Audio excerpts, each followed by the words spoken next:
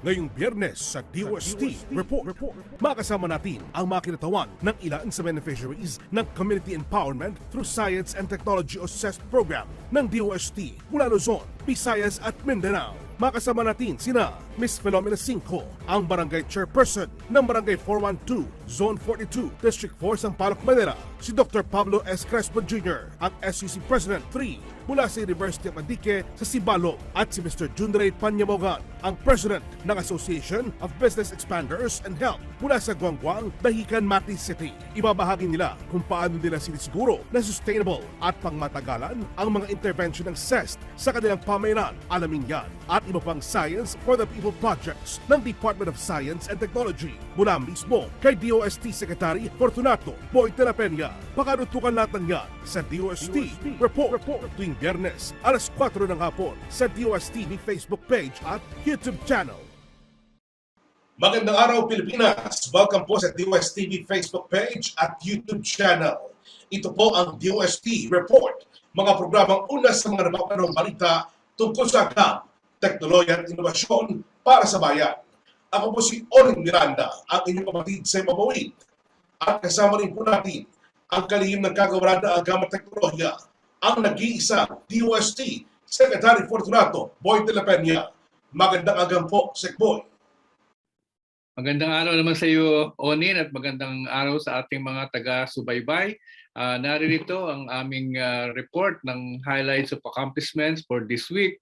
At tulad ng dati ay iisa-isahin natin yung mga report sa kalusugan, kabuhayan, kaayusan at kinabukasan. Mga kababayan, ano nga ba ang latest na balita tungkol sa Agham at teknolohiya sa mga reyon at sa buong bansa? Alamin natin yan mula mismo kay Sekboy.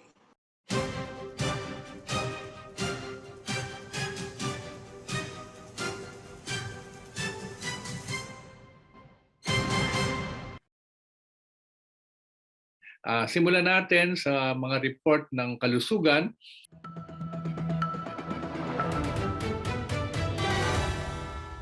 Ang una dito ay tungkol sa isang proyekto ng DOST, Philippine Council for Health Research and Development or PCHRD, tungkol sa kanilang pagsuporta sa isang proyekto na ang pamagat ay iSulat Project.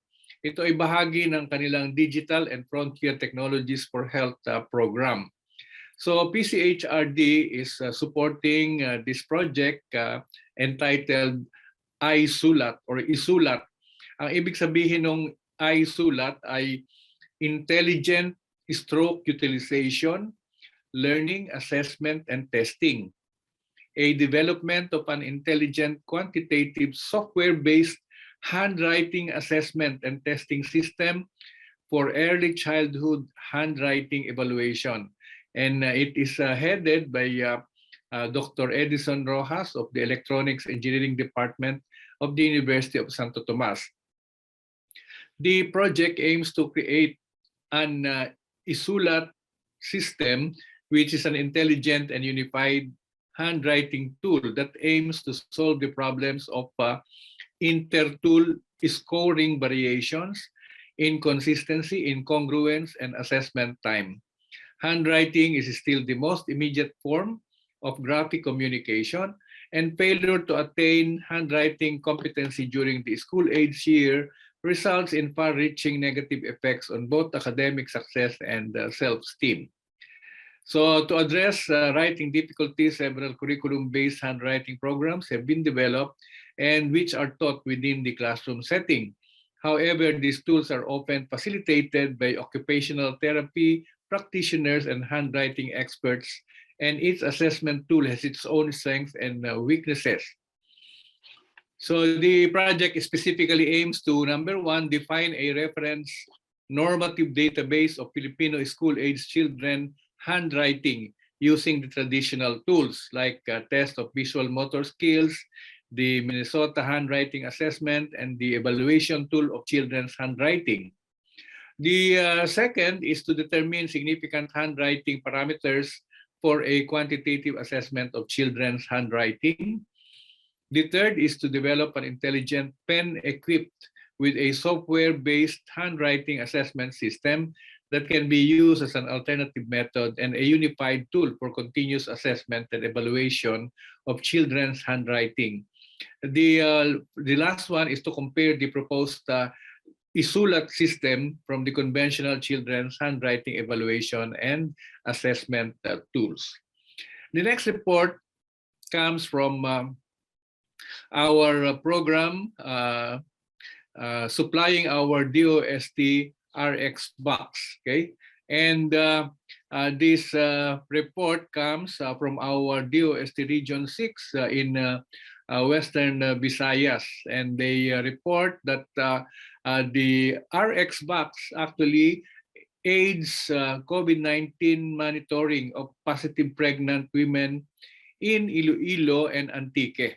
So the rural health units of Bingawan, Iloilo, and Libertad in Antique, as well as the La Paz Maternity and Reproductive Health Clinic in Ilo City, have used the RX box biomedical device to monitor the vital signs, labor contractions, as well as the progress of labor of the pregnant women patients who are in active labor and are COVID-19 positive. So the RX box is actually a multi-component program that includes biomedical device, electronic medical record system, and training designed to provide better access to healthcare services in communities all over the country.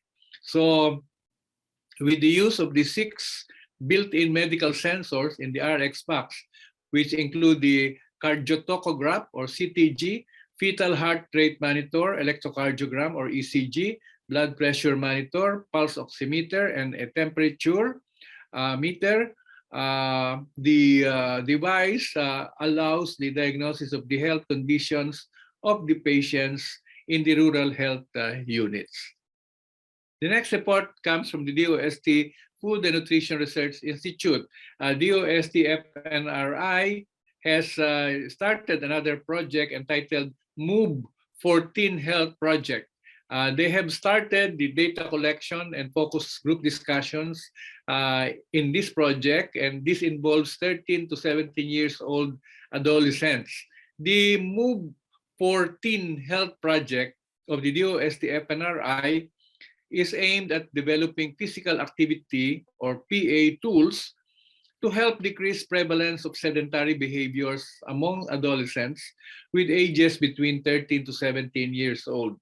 So currently, the project team is conducting coordination, orientation, and data collection activities in selected private schools for the formative research phase of the study.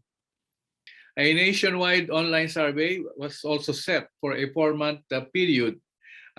Recently, the project team conducted an orientation meeting with the school principals and the MAPE teachers in a private school in NCR. Now we move to Kabuhayan.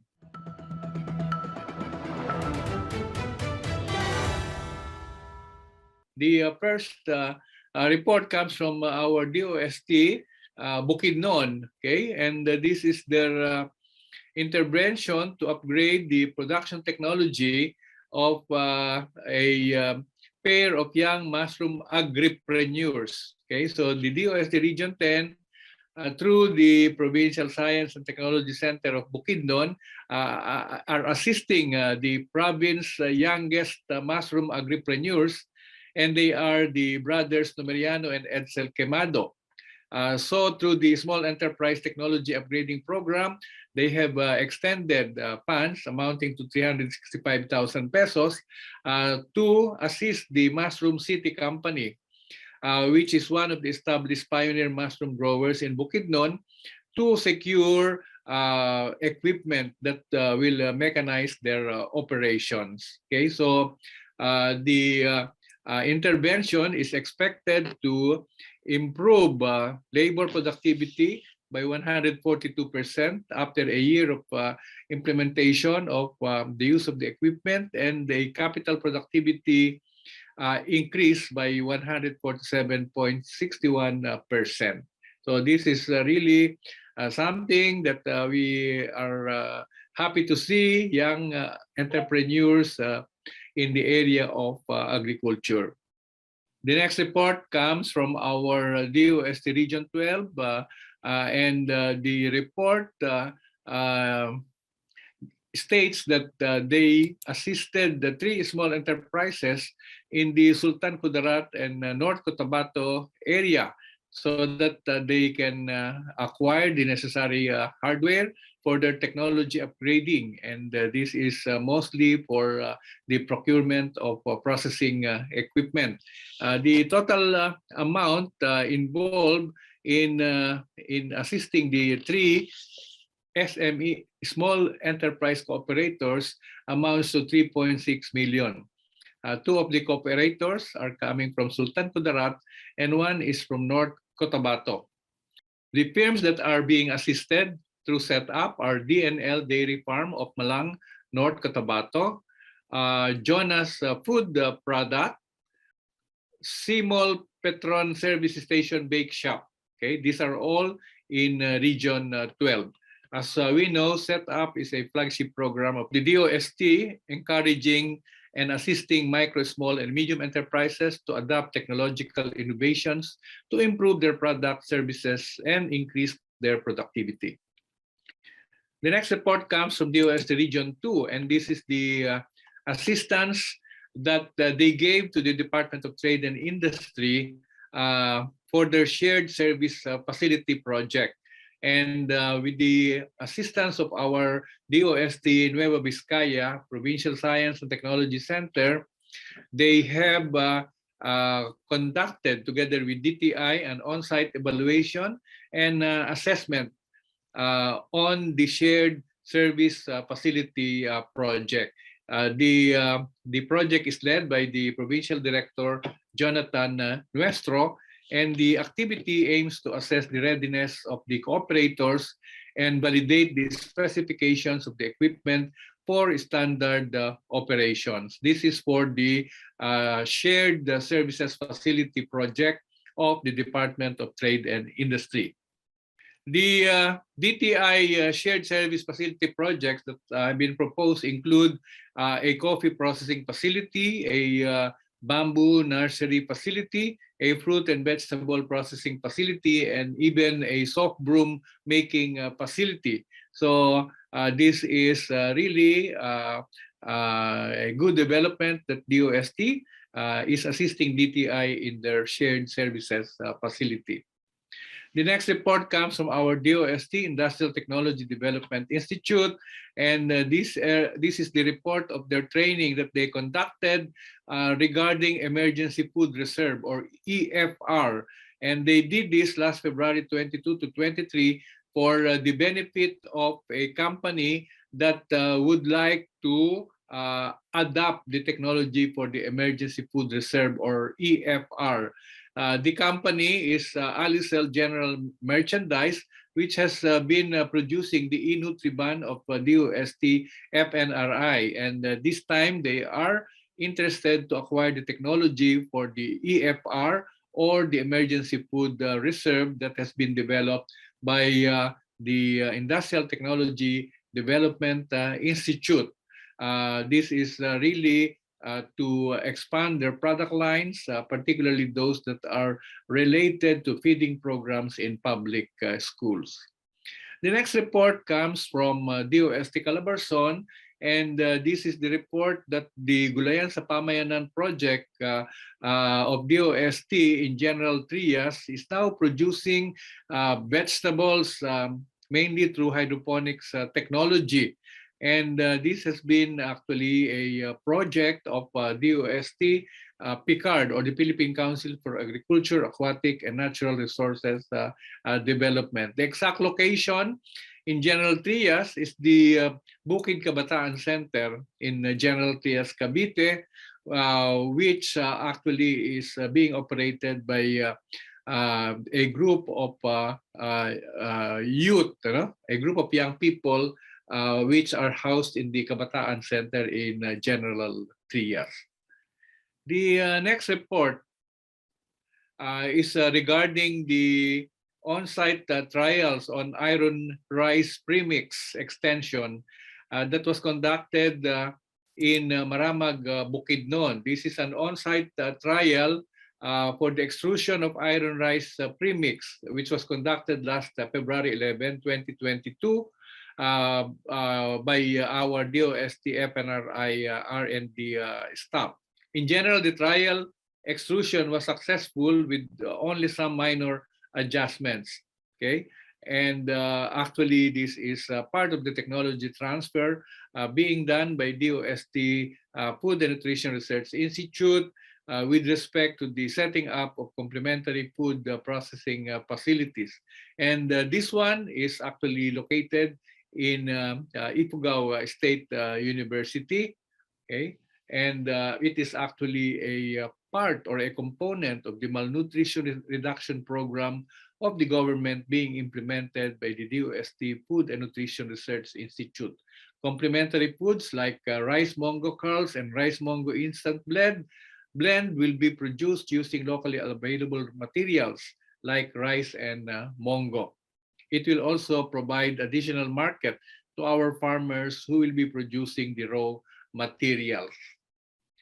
Another report comes from the Forest Product Research and Development Institute, and this is regarding the training that they have conducted on bamboo hand soap production in Luna, Apayao. Our DOST Forest Products Research and Development Institute, in partnership with DOST Apayao, conducted a technology demonstration and training on making bamboo hand soaps, particularly in DOST Apayao Science and Technology Center building. And actually, they also have the Bamboo for Wellness products, which is under the Galing Picard contra COVID-19 program. Okay, this training on bamboo hand soap making, which was done by the DOST Forest Product Research and Development Institute, was participated by the barangay health workers from 7 municipalities in Apayao. The next report comes from DOST Region 10 and in Northern Mindanao, and this is regarding the partnership between DOST in Misamis Occidental and the Philippine Fiber Development Authority, or PhilFIDA. Okay, they have partnered in transferring abaca fiber processing technology to 23 Subanen farmers. Okay, from Sinakaban. Okay, a total of 23 Subanen farmers from Sinakaban, Misamis Occidental were trained by the Philippine Fiber Industry Development Authority in Region 10, of course in partnership with DOST, and this is on abaca fiber processing and sustainable abaca production. So this was made possible through our community empowerment through science and technology program of DOST Region 10. It was allocated a budget of 354,600, and this will actually enable them to shift from manual to mechanical production. And of course, with the acquired knowledge during the training, this is now benefiting our abaca farmers, our Subanen abaca farmers of San Lorenzo Ruiz Farmers Organization from San Lorenzo Ruiz, and this is actually a geographically isolated and disadvantaged community in Sinakaban, Misamis Occidental. Now, the report on kaayusan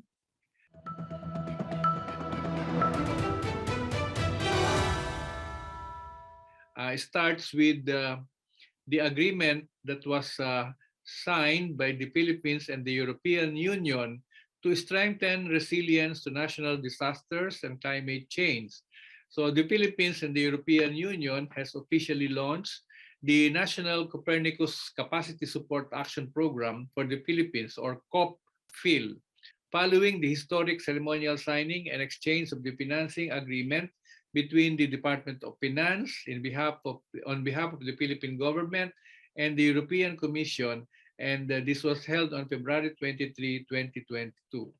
The first of its kind in the region, COP-PHIL will utilize a 10,232,000 euro grant from the European Union. So the total amount is 590 million pesos.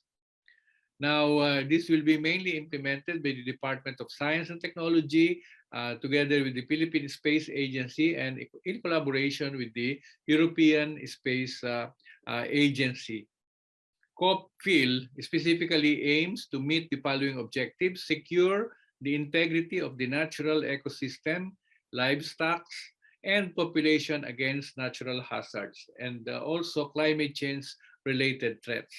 And the other objective is to strengthen the timely and accurate use of information derived from the Copernicus Earth observation data for decision making and monitoring of policy implementations. It is designed to address technical and infrastructure needs for enhanced satellite and ground-based data acquisition and processing, information sharing and application development, which are critical for evidence-based policy and decision-making in response to disasters. Furthermore, COPFIL will also contribute to the effective management of the environment and the natural resources of the Philippine ecosystems and to improve the resilience of all livelihoods against natural livelihoods and climate change related threats. The program is a result of the successful negotiation between DOST and the European Union delegation to the Philippines, which started in early 2020. The next report under Kaayusan comes from the DOST NCR, and this is regarding the conduct of an energy audit in Quezon City, particularly the LGU in Barangay Mayaman, Diliman, Quezon City. Okay. So the ITDI conducted an energy audit for the local government unit in Mayaman, Diliman, Quezon City last March 1, 2022. The assessment is aimed at inspecting and surveying the monthly consumption of electricity and petroleum products of the LGU. Moreover, the audit serves as critical examination of the facility to identify areas of energy waste, relate energy consumption to production, and improve process and equipment efficiencies.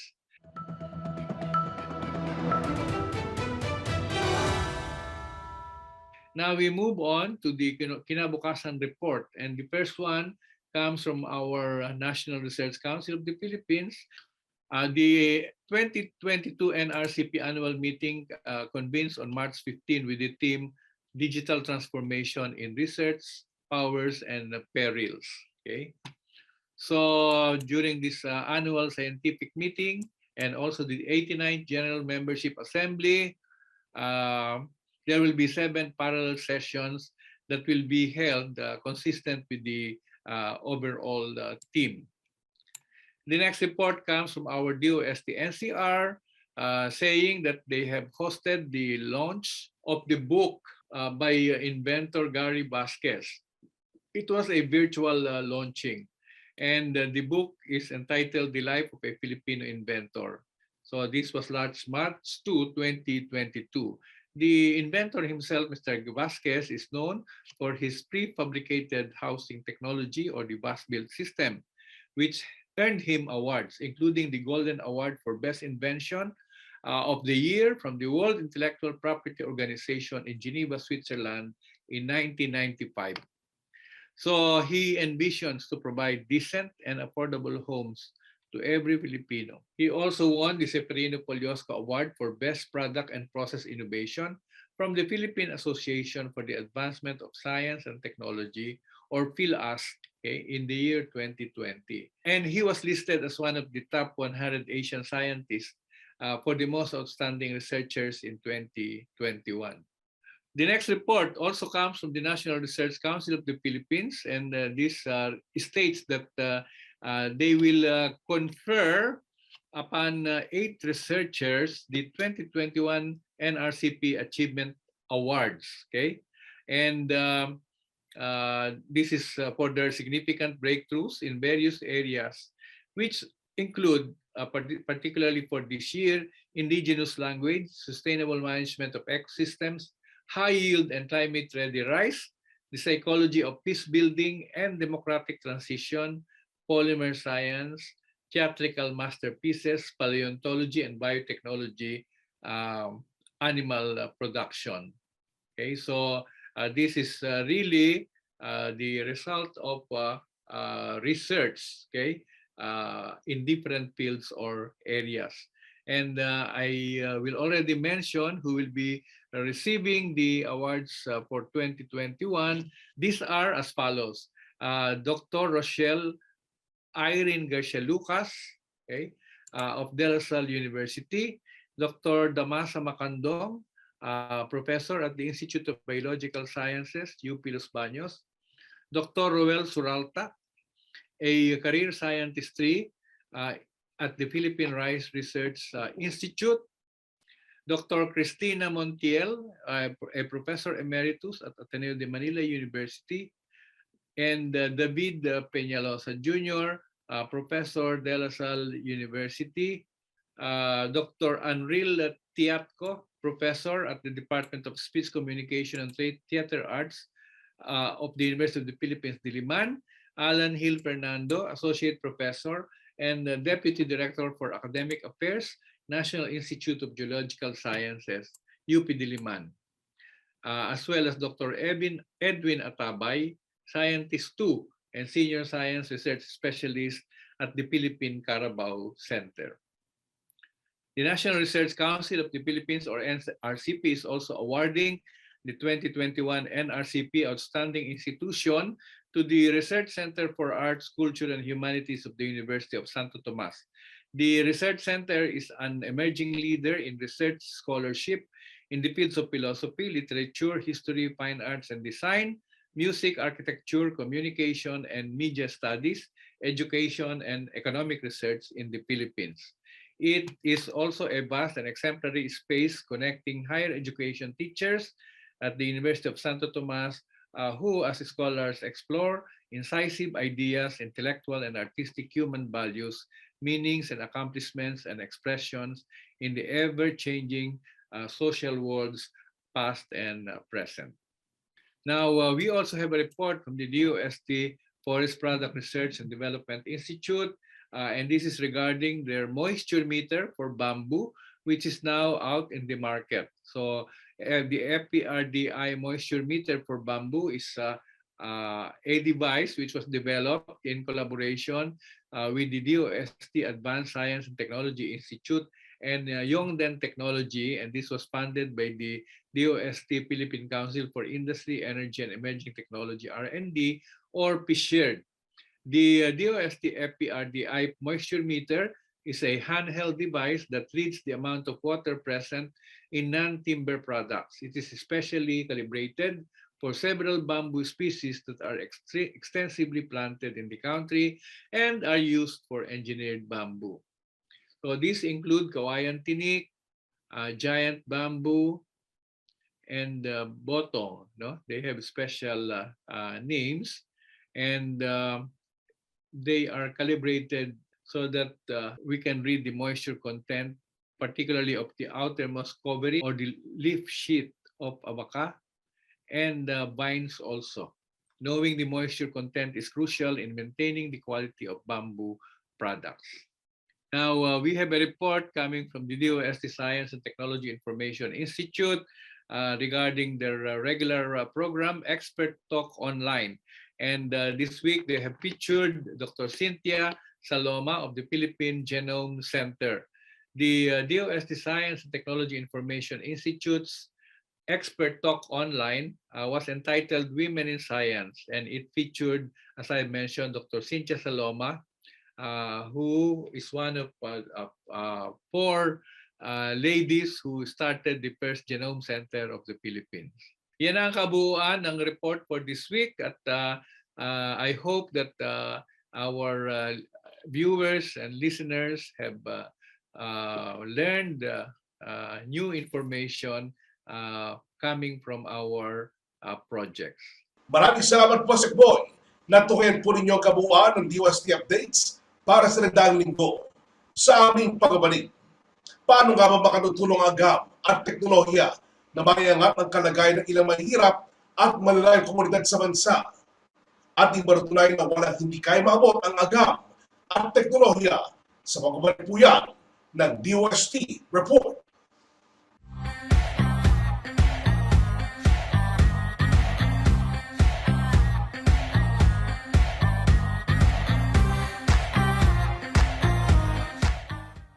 I think swerte tayo dito sa Pilipinas na walang gender inequality when it comes to the sciences. So mas madami, kung titingnan mo nga dito pa lang sa aming faculty, mas madami kaming female faculty kaysa sa male counterparts namin. So compared to other developed and developing countries, swerte tayo na walang gender inequality sa sciences or in the academe. Kung ako ang tatanungin mo, hindi namang mahirap kasi gusto ko ito eh. I really like science. Mahirap siya kung sa mahirap. Pero pag gusto mo, nalilesen yung hirap. At saka yung nag-e-enjoy ka. You should enjoy what you're doing para hindi mo ma-feel yung hirap.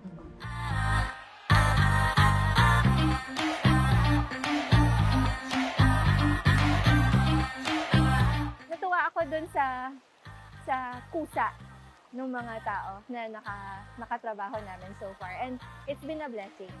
Siyempre, ang mga staff kong magagaling at magaganda, it's been a blessing to have them. Kasi, yun, ang gagaling po ng mga Filipino researchers natin.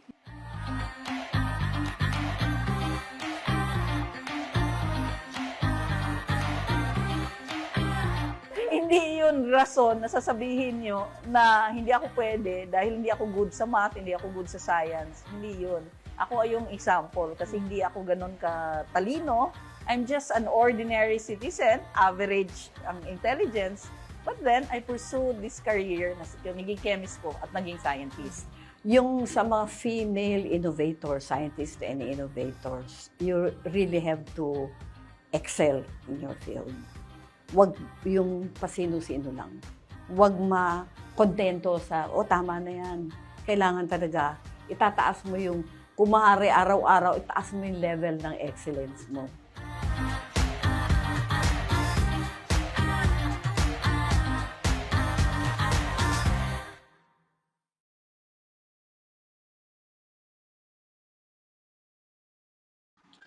Ang Department of Science and Technology po ay kaisa sa pagsulong ng inclusive development. Layunin po ng departamento na maabot ang iba't ibang bahagi ng bansa at matulungan ang ilan sa malalayong mahihirap na komunidad at pamayanan sa tulong ng Agham at Teknolohiya. Nais ng DOST na ma-empower ang mga mamayan sa mga komunidad na ito upang sila mismo ang magindaan sa pag-unlad ng kanilang pamayanan. Tama ka, Onin. Ang CEST program ay nagbibigay ng holistic package of science and technology interventions para sa mahihirap na komunidad sa ating bansa. Mayroon itong 5 entry points gaya ng livelihood or economic enterprise development, health and nutrition, human resource development, environmental protection and conservation, at ang disaster risk reduction management and climate change adaptation. Mula 2013 hanggang 2021, nasa 864 ang natulungan ng CEST. At ngayong araw ay nag-ibig na tayo na mga kinatawan mula sa 3 komunidad mula Luzon, Visayas at Mindanao na natulungan ng CEST program upang magbahagi ng kanilang kwento. Makasama natin sina Ms. Philomena 5, ang Barangay Chairperson ng Barangay 412, Zone 42, District 4, Sampaloc, Manila. Si Dr. Pablo S. Crespo Jr., ang SEC President 3 mula sa University of Antique sa Sibalo. At si Mr. Junray Panyamogan, ang President ng Association of Business Expanders and Help mula sa Guangguang, Dahican, Batis City. Magandang araw po sa inyo lahat. Umpisahan na natin ang panayam. Mag-umpisa tayo sa Luzon. Magandang araw sa iyo, Barangay Chairperson Philomena 5. Magandang araw din po. Magandang hapon po sa atin lahat. Lalo na po kay Secretary Fortunato de la Peña. Una po sa lahat, ma'am, maaari po ba inyong ilarawan ang kondisyon ng inyong pong barangay noon? Ano-ano po ba ang mga pangunahing hanap buhay ng mga taga-barangay 412? Ang barangay 412 po ay isa po sa 892 barangay dito po sa lungsod ng Maynila. Ang aming pong barangay ay talaga pong matao, congested po talaga. Kasi ang barangay ko po ay binubuo po ng 60% ng urban poor, 30% po dito ay middle class, at 10% po ay ang ating urban rates. So imagine nyo na lang yung 60%, congested po talaga. Lalo na po dito sa bahagi po ng aming barangay na situated along Estero de San Miguel, Ligarda. So, karamihan po dito ng hanap buhay ay ang panininda o mga vendors po na binubuo po siya ng 35%. Sunod po dito ay ang service sector po natin na meron pong 18.6%. Then yung transport sector po natin 15%. Yung skilled po natin ay 10.7% at unskilled 9.8%. So meron lang po kami ditong 2% na mga professional po and then 1% po ng government employees po. So yan po yung mga pinagkakakitaan dito po sa aming barangay. Paano nakatulong ang programang CEST sa inyong barangay pagdating sa usaping pangkabuhayan? Ang DOST po sa pamamagitan po ng CEST program ay malaki po ang naitulong sa aming pamayanan. Lalong-lalo na po sa sektor ng kababaihan. Noong pong panahon na talagang kasagsagan po ng lockdown natin, marami pong na-displace na manininda. Kasi ito po talaga yung pangunahing hanap buhay po dito. Maraming walang hanap buhay. So dahil po sa tulong sa pamamagitan na idinaan po sa CEST program, ay nagkaroon po ng serye ng pag-aaral o training ang aking mga kababaihan. Ito po yung sa pananahi. Nagsimula sa basic sewing training. Sinundan po siya ng pattern making, then yung cut and sew leveling up at marami pang sunod na mga pag-aaral o training para sa pananahi. Kaya natuto po ang aking unang 15 mga nanay dito ng pananahi. At dito na rin po pumasok yung pong pagkakaroon nila ng opportunity na maging bahagi po sila ng mga mananahi ng LGU of Manila na kung saan sila po ay tumahi ng 26,000 pieces ng face mask na siya pong ipinamahagi ng libre ng LGU ng Manila. Kaya po yung CEST program kung saan natutong manahi ang aking mga kananayan ay naging ito po ay daan para po yung pagkawalan nila ng hanap buhay ay napalitan naman ng kanilang hanap buhay sa pamamagitan po ng pananahi. Bukod pa doon, nagtuloy-tuloy po, naging blessing in disguise sa kanila yung pandemic time dahil nakita ang kakayanan nila na kaya po nilang manahi ng ganung karami. Sunod-sunod na rin po yung aming mga partner katulad po ng Rotary Club at iba pa hong mga academic group, young professionals na nagpatahi na rin po ng mga food truck, face shield din po at saka yung tinatawag nating PPE na sila naman po nilang pinamamahagi sa mga frontliners po natin. Kaya malaking bagay po yung mga training na pinagkaloob ng DOST through CEST program sa aming mga na-displaced na manininda po dito sa barangay namin. Opo, ma'am. Noong po kasagsagan ng COVID-19 pandemic, may naitulong po ba ang DOST sa inyong barangay sa pamamagitan po ng CEST Chairperson Philomena? Yes po, sir. Bukod po doon sa sastrepreneur po namin sa pananahi, nagkataon po nung June 2020, ilapit po sa amin o inintroduce po ng DOST NCR sa amin yung gulayan sa pamayanan kontra COVID po. Agad po namin siyang tinanggap dahil nakita po namin na ito ang magiging sagot sa food security na aming pinoproblema. Tinanggap po namin ito. Ang unang-una pong nabiyayaan dito ay 60 family beneficiaries na kung saan binigyan kami ng po yung EPP, Enriched Spotting Preparation. Technology po ito ni Dr. Panimbata ng PCARD, DOST in partnership din po sa UP Los Baños po. Natuto po kaming maggulayan gamit lang po itong mga vessels na ito. Ito po yung mga bote po ng mga soft drinks na kinonvert into super paso. So dati kasi akala namin pag nag-gardening kailangan may malawak kang lupa.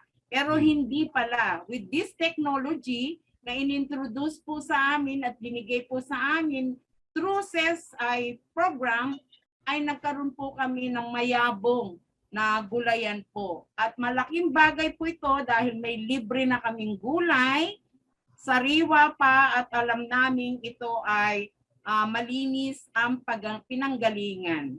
At dahil din po dito sa EPP program, EPP vessels, gulayan sa pamayanan program, naging supplier po kami ng EPP vessels sa DOST, PCARD, UP Los Baños, doon po sa gulayan sa pamayanan expansion project po nila. So nakapag-deliver po kami ng almost 30,000 na EPP vessels. Kaya nung panahon po ng pandemic, nasagot po ang food security, nasagot din po ang kabuhayan kasi nag-i-income po kami dito. Bukod po doon sa meron na kaming libreng family consumption ng mga gulay at nakabaroon pa po ng hanap buhay ang aking mga constituents dito. At higit sa lahat, napagtanto namin na naging sagot pa rin po ito para sa waste diversion kasi hindi na napupunta sa kailugan kung saan-saan pa ang mga PET bottles po natin. So malaking bagay po talaga ito. Salamat po sa DOST at kami po ay naging CEST community po nila. Yan. Sa katunayan po, mga kaibigan, po sa mga nabanggit ng ating punong barangay na si Kim Philomena, nakatulong din po ang CEST sa barangay 412 sa area po ng Kalusugan kung saan gumawa po ang barangay sa tulong ng Claro M. Recto High School ng mga videos na nagpapakita ng mga low-cost recipes tulad po ng okoy, tokwa, siomar, malunggay, pasang iba pa. Sa area po ng edukasyon, mga kaibigan, nakapagbigay din po ng iba't ibang training ang DOST sa mga mag-aaral at guro ng Claro M. Recto High School na nasasakop po o nasasakupan din ng Barangay 412. Meron din silang DOST scholars dito. Nakapagbigay din po sila ng Starbucks Library sa mga paaralan. Sa area naman po ng Disaster Risk Reduction Management, nabigyan po sila ng training ng DOST para maganda sa anumang sakuna at marami pong iba. Paano naman ninyo sinisiguro na sustainable o pangmatagalan ang mga intervention ng CEST sa inyong barangay? Lagi po kasi namin, tuwing nagsasama-sama po kami, sinasabi po namin na hindi lahat ng barangay, hindi lahat ng pamayanan ay nagkakaroon ng ganitong opportunity na mabagyan ng ganitong mga science and technology intervention upang maiangat natin ang ating pamayanan. Kaya napagkasunduan namin na lahat pong ito ay aming patuloy na pagyayamanin, iingatan, at ngayon po ay sineshare na rin po namin sa iba pang other communities. Unang-una po, lahat po ng mga programang ito ay meron na pong mga nakatalagang focal person at grupo para po sa entrepreneurship. Alam na po nila na kailangan sa income na mula sa proyektong ito ay magtatabi sila ng pondo para sa patuloy na maintaining operation expenses at magtatabi rin po sila ng gagamitin nila para kung sakaling masira ang kanilang mga makina ay meron po silang pampagawa. At higit sa lahat, patuloy po yung aming koordinasyon sa mga partnership po natin sa pamamagitan din po ng DOST kung saan kami ay nililink nila para ma-level up pa po ang kaalaman ng aming mga mananahi. Katunayan po, magle-level up na rin po. Magkakaroon na rin po kami ng embroidery. Kasi meron na po kami 2 embroidery machine para po sa ganon, lumawak po ang aming mga product line at mas marami pa kaming serbisyo maibibigay sa aming mga kliyente. Kailangan po siyang sustainable. Kailangan po siyang pangalagaan. Kailangan po ang bawat mananahi dito ay angkinin nila na pag-aari nila ang proyektong ito upang sa ganon magkaroon sila ng malasakit dito. Ganon din po sa aming gulayan kasi sobra pong na-appreciate ng bawat isa sa amin ito.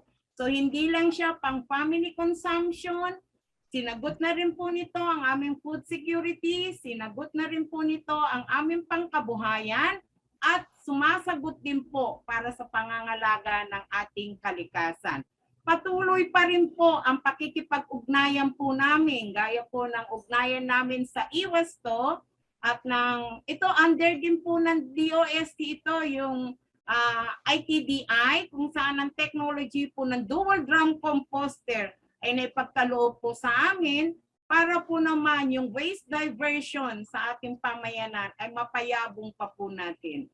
So rest be assured na lahat pong itong mga science and technology intervention sa aming barangay ay aming pangangalagaan at syempre payayabungin ito. At higit sa lahat, willing kaming to walk the talk. Sinishare po namin ang aming mga best practices para sa ganon ng iba pong pamayanan ay matuto rin po na tulungan muna nila ang kanilang mga sarili para po sa ganon hindi lang laging puro dole out ang ating aasahan, kundi pagyamanin kung ano ang pinagkaloob sa atin. Chairperson Philomena, ano pong insight po ninyo sa DOST? Para po sa DOST, tunay po ang ahensya ng DOST ay isang patunay na kung ang pamayanan, ang barangay at ang national agencies ay magtutulungan, kayang-kaya po natin baguhin ang mukha ng kahirapan sa ating bansa. Ang science and technology intervention na ginagawa po ng DOST ay talaga pong malaki ang papel sa pagpapayabong at pagpapalakas ng bawat pamayanan dito sa ating bansa. Maraming salamat sa DOST kay Secretary Fortunato de la Peña at siyempre sa aming DOST NCR Pamamazon families. Kayo po ang humubog at nagbigay sa amin upang ang aming pamayanan ay maging malakas. Thank you so much, DOST. Maraming salamat po, Barangay Chairperson, Ms. Philomena Cinco. Mula Luzon, dumako po tayo sa Visayas. Magandang araw po, Dr. Pablo S. Crespo Jr. Magandang araw po, Sec Boy, Sir Omin, at sa lahat ng nanood ng programa natin na DOST Report, saan ka may hapon from the province of Antique. Magandang araw sa iyo, Dr. Pablo Crespo. Una sa lahat, maaari mo bang ilarawan ang kalagayan ng Antique lalo na sa munisipalidad ng Sibalom? Ano po ang mga suliraning kinakaharap sa lugar na ito? Sibalom is one of the 18 towns of the province of Antique. In fact, it's the biggest. At kagaya din ng iba-ibang bayan ng probinsya ng Antique, Sibalom is challenged by many factors. It is challenged by malnutrition problem. It is challenged by the problem on the livelihood of the people.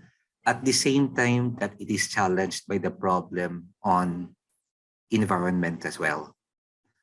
Sibalom, where the University of Antique is found, is made up of 76 barangays and almost 60,000 people.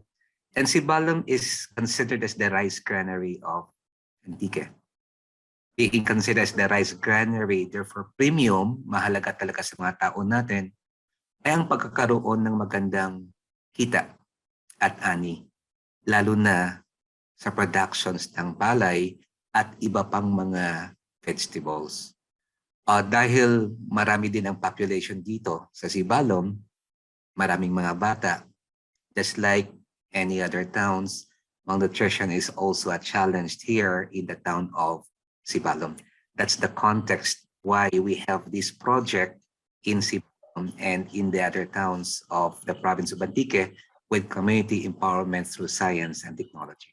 Isa po sa mga proyektong binuo sa ilalim po ng CEST program ay ang pagtatayo ng Sibalom Techno Hub sa University of Antique. Paano po ito nakatulong sa pagganap ng kalagayan ng inyong munisipalidad?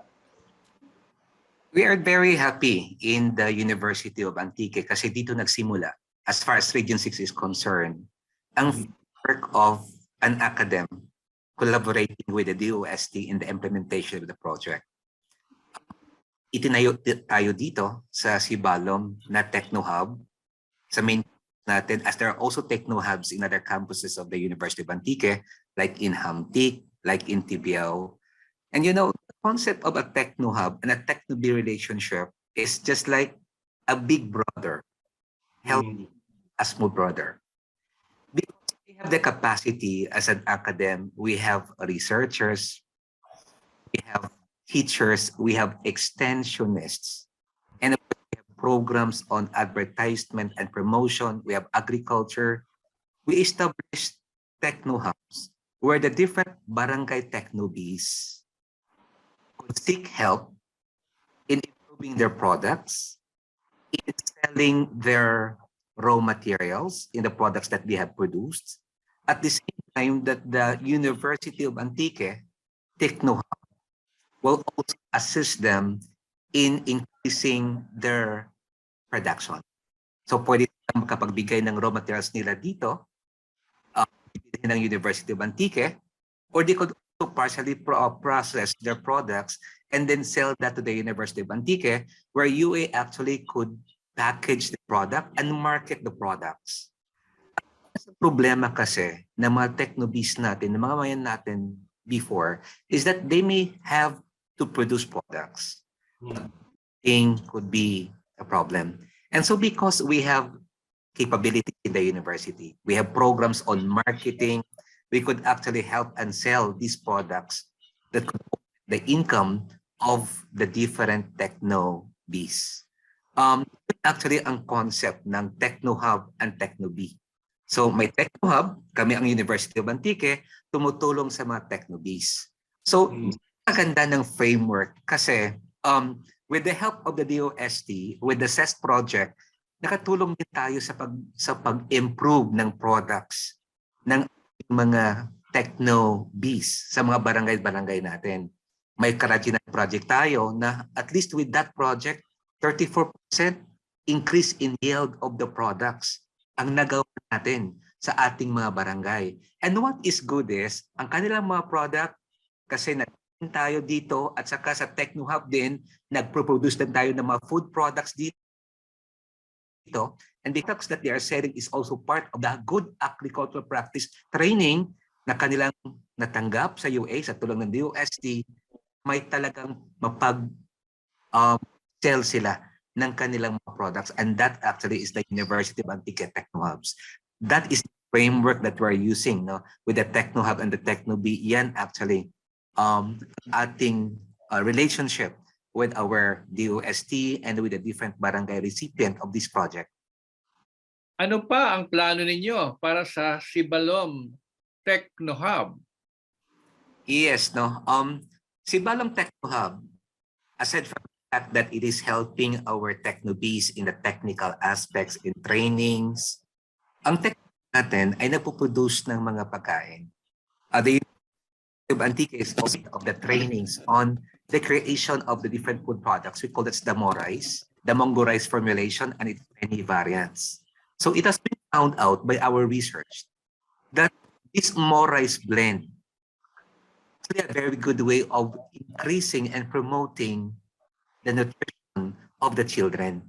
Ito ang ginagawa natin, nagpo-produce tayo ng mga products dito, and we are very happy to announce and to say that the different LGUs are buying the products here in our Techno Hub, and not only the towns in Antique, other towns like Guimaras, like in Guimaras, in Iloilo, and even in Aklan are also buying our products in the Techno Hub. And we could say that with that, the Antique and the DOST is reaching our people by helping decrease malnutrition in this side of the country. And of course, with this update, with this development, we are committed to continue improving our techno hubs. We have improved our techno hubs, repaired what are needed to be repaired. We have bought some new equipment. At the same time, established techno hubs in Hamtik and in Biao. In fact, we also have hired specialists, nutritionists, to help us in the formulation of foods as we innovate more food products that could really alleviate malnutrition in this side of the country. And napakaganda kasi the DOST are always with us in every Sekboy. Thank you very much because DOST is with us in every step of the way. Maraming salamat. Thankful talaga kami doon. Alam niyo mga kaibigan, hindi lamang po sa pangkabuhayan at pangkalusugan ang suporta ng CEST sa munisipalidad ng Sibalo. Para sa edukasyon, 2 computer units with printers at may installed na Starbucks ay naipabot na sa Alangan, Bungsod, Cubay Elementary School. Para sa disaster risk reduction management, nabigyan ang munisipalidad ng Sibalo ng 3 units ng automated rain gauge at 3 units ng water level monitoring station at maraming pong iba. Paano naman ninyo sinisiguro na sustainable o pangmatagalan ang mga intervention ng CEST sa inyong lugar? That actually is a very good question, Sekboy. No? In fact, as a university, we are committed to continue what we have started. And perhaps that's also the reason why our DOST 6 sa pagpanguna ni Sir Rowan Hilonga na pinili ang University of Antique kasi we have our extension program in the University of Antique. And so we will make sure na para mapagpatuloy ang ating nagawa sa community empowerment through science and technology, i-absorb ng extension program ng University of Antique ang pagpatuloy ng mga ganitong programa. In fact, last week lang, nag-usap kami ng aming Vice President for Research and Extension together with our Director for Extension to talk on the problems encountered and the challenges encountered in the implementation of the project and how we could improve this more as we continue to touch more lives using the project that the DOST CEST have started. And napakaganda ng reception. In fact, by next week, ang ating director together with some faculty of the University of Antique will be going to the different towns to start their extension activities related to the project that we have started this night. Dr. Pablo, ano po mensahe po ninyo sa DOST? Thank you very much, Sir Oni. No? In behalf of not only of the University of Antique, in behalf of the people of Antique, in behalf of our Deputy Speaker, thank you very much for this trust that you have given to the University of Antique. I know that by investing on us, you also invest not only resources, but also your trust to the University of Antique. At saka hindi nyo kami pinabayaan. You were there to assist us in every step of the way. And so because of that, Sekboy, I would like to say thank you very much to the DOST. Rest assured that what we have started will be continued. And also, Sekboy, I also would like to tell you that I have approved the use of agreement between the University of Antique and the DOST, and that the PSTC office for the province of Antique will be constructed. In fact, the construction already have started. And so there would be a very close relationship between the University of Antique and the DOST. And so looking forward to working closely with the DOST. Mabuhay ang DOST, mabuhay Secretary Boy, mabuhay DOST 6, Sir Rowan and the team PSTC Antique, kruhay, as we say that in Antique. Maraming salamat. Maraming salamat po, Dr. Pablo Crespo Jr. Mula po Visayas, lumako po tayo sa Mindanao. Magandang araw po, Ginoong Junray Panyamoga. Una sa lahat, ano ba ang Association of Business Expanders and Health? At paano ito nagsimula? Paano po label ito ang association? Kami po ay victim ng Typhoon Pablo. Kami ng mga ama, nagsilikas kami buong pamilya dito sa dito sa Center of Mati. So, ginawa namin, nagsisikap kami ng paano kami makapangisda, which is yun yung alam namin, para masustain namin yung aming pang-araw-araw. At nakapag-decide kami na gawin namin association ng aming grupo para po matulungan ang bawat isa, para po makaka-assist ng bawat isa. Nagkakaisa kami through the association. Ginawa po namin is talagang nagsusumikap kami na makagawa kami ng mga produkto through po ng aming mga kasamahan, at doon pumapasok ngayon si DOST na talagang mayroon kaming produkto na nagawa na, at ang lahat ng mga membro ng pamilya is mayroon na hanap buhay. Ilan po ang miyembro ninyo? Ano po ang mga produkto ng inyong asosasyon? Ang aming pong mga membro ngayon ay nasa mga 64 heads active. Then, ang product po namin, nagsimula kami sa dried squid. Mayroon na kaming dried danggit. Mayroon kaming sea noodles. Mayroon kaming crawfish. Mayroon kaming tuna chunks. Mayroon kaming tuna pickles. Mayroon kaming bangus, gourmet. Mayroon kaming marami ng nagawa namin na produkto mula sa squid at tangit, mga ready to eat, mga dayo. Yan po ay pagsisikap po ng Association of Business. Paano nakatulong ang programang CEST ng DOST para sa mga miyembro ng Association of Business Expanders and Health? Napakaganda ng project ng CEST or Community Empowerment and through Science and Technology, dahil po ito ay nakapagpaganda ng aming produkto, gawa ng na-upgrade yung aming mga equipment. At dahil doon, nakagawa kami ng mas magandang quality, at talagang ito ay pwede naming ipagmalaki sa buong bayan namin na talagang mayroon kaming magandang product, at ito itinatangkilik naman ng mga konsumante. Bukod po sa pangkabuhayan, marami pong intervention ng CEST sa Mati City. Para sa health and nutrition, nasa 474 na mga bata mula sa 16 na elementary schools ng Governor Generoso at Mati City sumali sa 120 days feeding program ng DOST FNRI. Para sa edukasyon, nasa 25 computers na may Starbucks ang naibigay sa mga elementary at high school. Para sa disaster risk reduction management, nag-install ang DOST 11 ng automated rain gauge sa Mati City upang mamonitor ang posibleng kalamidad dulot ng malakas na pagulan at maraming pong iba. Paano ninyo sinisiguro na sustainable o pangmatagalan ang mga intervention ng CEST sa inyong komunidad? Sa pamaraan po ng project ng CEST, kami po ay nalugod na kami ay isa sa beneficiary nito. At ito dahil sa patuloy na pag-unlad ng aming produkto, at nakagawa pa kami ng maraming produkto through the innovation, through the trainings naman ng mga DOST in fairness. Hindi matatawaran po ng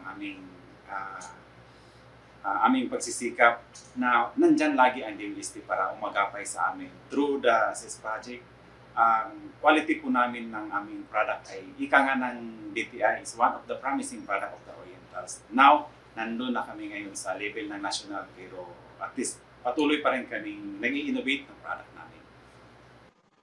Ginoong Peña Mogan, ano po mensahe po ninyo sa DOST? Napakaganda at napakabutihing loob ng buong staff ng DOST. Through the CEST project, talagang na-appreciate namin yung ahensya ng DOST.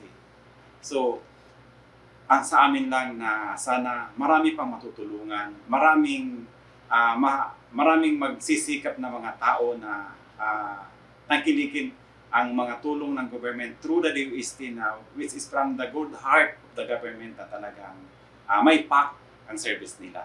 Thank you, DOST. Alright, maraming salamat po muli sa ating mga panauhin.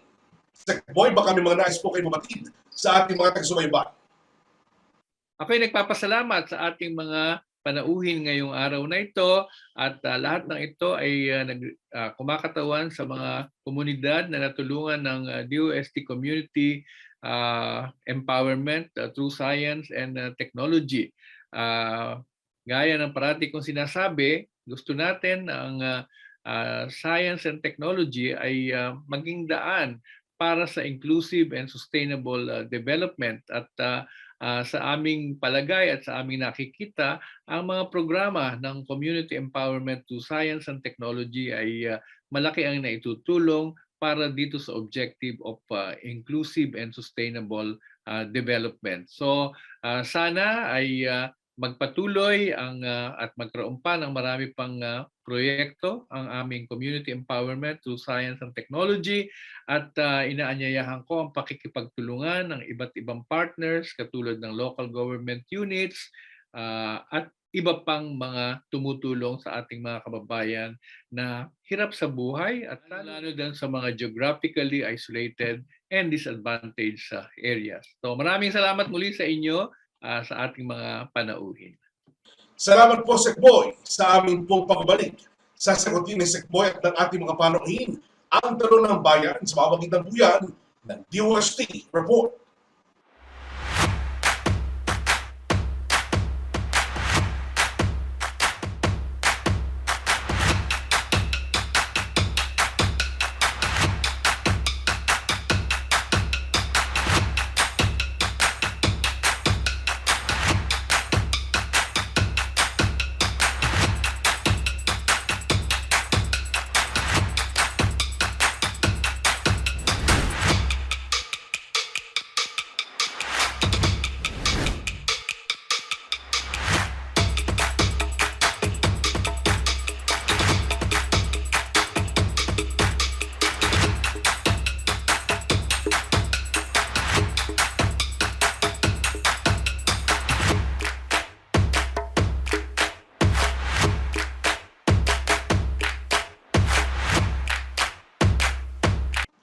Media questions are in. It's time for Itanong Mo kay Sekboy.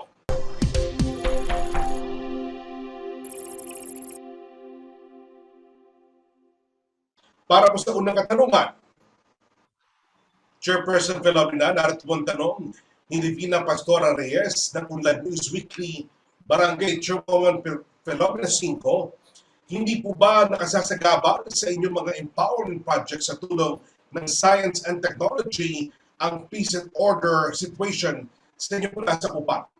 Hindi po naman nagiging sagabal.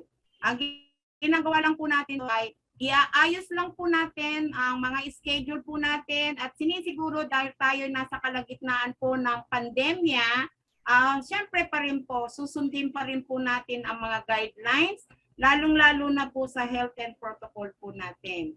Sa peace and order po naman, hindi po siya nagiging sagabal. Kasi po, ang barangay po ay may kanya-kanya pong barangay-based institution committee na kung saan meron po silang kanya-kanyang task.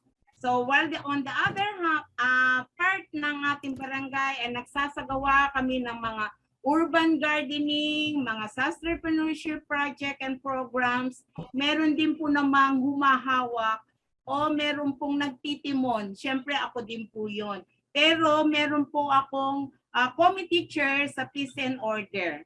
So meron lang po talagang tamang alignment na ang bawat committee ng bawat barangay ay alam po nila ang kanilang mga tasks at responsibilidad. Hindi po nagiging sagabal ang aming gardening activities, ang aming livelihood activities para ma-maintain po ang peace and order ng aming barangay. Mga kapatid, salamat po muli sa inyong pagsubaybay. Mas marami pang balita mula sa mundo ng Agham at Teknolohiya ang ating pag-uusapan, kaya tutok lamang itong Biyernes, alas 4 ng hapon dito sa DOST TV Facebook page at YouTube channel. Palagi rin tumutok sa mga websites at FB pages ng ating mga ahensya ng DOST para sa latest happenings nila at mga events tungkol sa iba't ibang R&D projects at mga inobasyon. Bistahin din ng DOST Philippines FB page para hindi mahuli sa mga nakalinya ang mga activities ng DOST. Ako po si Oling Miranda. Ito mga balitang may kinalaman sa Agham, teknolohiya at inovasyon, hatid ang pagbabago para sa maunlad na mundo. At ako pong muli ang inyong lingkod, Secretary Fortunato de la Peña ng Department of Science and Technology. Maraming salamat sa inyong pagsubaybay dito sa DOST Report.